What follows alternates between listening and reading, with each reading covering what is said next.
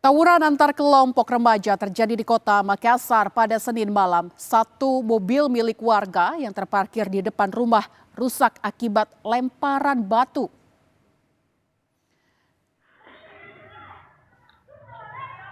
Dua kelompok remaja terlibat tawuran di Jalan Kalumpang, Kecamatan Bontoala, Makassar, Sulawesi Selatan, Senin malam.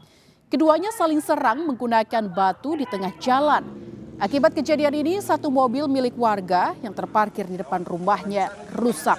Menurut Ketua RT setempat, tawuran remaja ini meresahkan warga lantaran sudah 2 kali terjadi dan telah dilaporkan ke Polsek Bontoala. Itu anak-anak dari kelurahan lain, Pak, yang tiba-tiba datang dari sini, dari arah sana, masuk ke situ. Ketemu dengan anak di sebelah.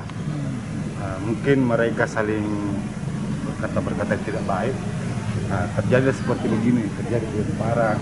Akhirnya kaca mobil itu terkena, Pak.